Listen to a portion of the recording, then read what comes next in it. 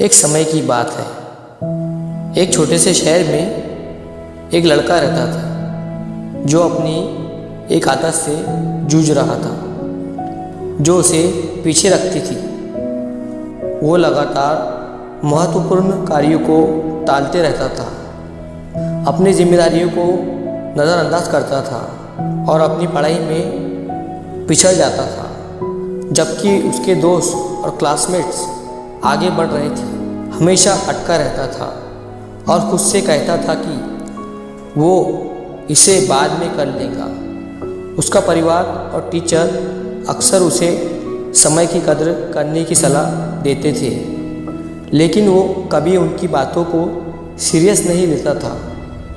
इसके बजाय वो अपने दिन कुछ खाली कामों में बर्बाद करता था, इस बात से अनजान था कि एक बार खोया हुआ समय कभी वापस नहीं आ सकता।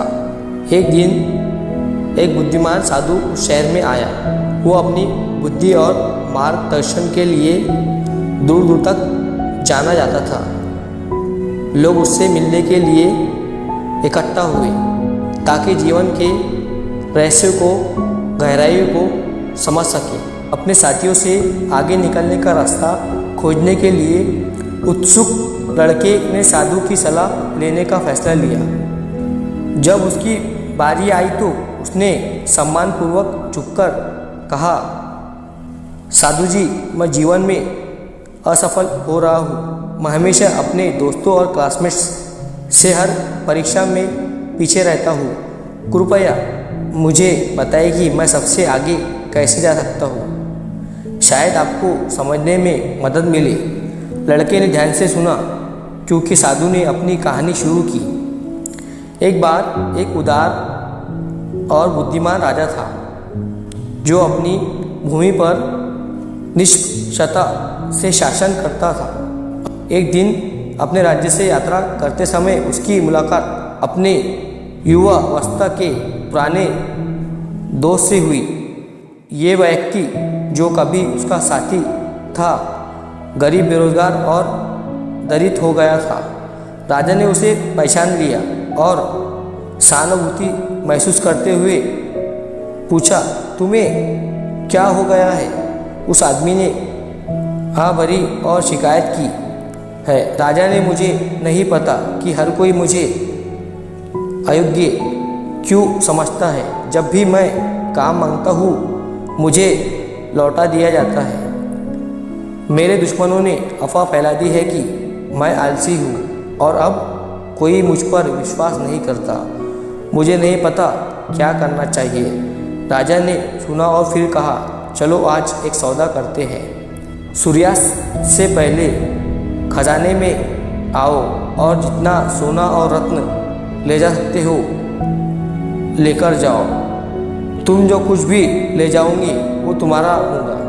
आदमी बहुत खुश हुआ। वो अपनी पत्नी को सुनहरे अवसर के बारे में बताने के लिए भागा घर गया, लेकिन तुरंत जाने के बजाय उसने कहा, मुझे भूख लगी है, ले मुझे खाने दो। उसकी पत्नी ने जल्दी से दोपहर का भोजन तैयार किया और उसने आराम से खाया, ये सोचकर कि मेरे पास बहुत समय है। भोजन समाप्त करने के बाद उसे नींद आने लगी। उसने उसकी पत्नी से कहा, मुझे आराम करना चाहिए। कुछ देर तक उसने सोचा कि मैं उठने के बाद खजाने में जाऊंगा, लेकिन उसकी छोटी सी झपकी गहरी नींद में बदल जाती है और जब वो उठा तो सूरज आसमान में नीचे आ चुका था। घबराकर उसने कुछ बैग उठाए और महल की ओर तेजी से चल पड़ा। दोपहर के सूरज की तपिश ने उसे थका दिया था। बहुत गर्मी थी। उसने सोचा कि चलो मैं थोड़ी देर इस पेड़ के नीचे आराम करता हूँ। वो छाया में बैठकर ठंडी हवा का आनंद लेता रहा, लेकिन जल्द ही वो फिर से वहाँ सो गया। इस बार वो घंटों सोता रहा। जब वो आखिरकार उठा तो आसमान नारंगी और लाल रंग में रंगा हुआ था। सूरज डूबने वाला था। वो महल की ओर भागा, लेकिन जब तक वो पहुंचा तब तक बहुत देर हो चुकी थी। महल के द्वार बंद हो चुके थे अवसर हमेशा के लिए खो गया था। वो वहाँ निराश होकर खड़ा रहा। उसे एहसास हुआ कि उसने आलस के चक्कर में वो भाग्य गंवा दिया जो उसके पास हो सकता था। भिक्षु ने कहानी समाप्त की और छोटे लड़के की ओर देखा। लड़का शौक रह गया। इस सबक ने उसे पहली बार गहरा झटका दिया था। उसने देखा कि उसने कितना समय बर्बाद किया था। कहानी के आलसी आदमी की तरह उसे शर्म महसूस होने लगी। उसने गहराई से झुककर कहा, धन्यवाद बुद्धिमान गुरुजी, अब मैं समझ गया हूँ, मैं बदल जाऊँगा।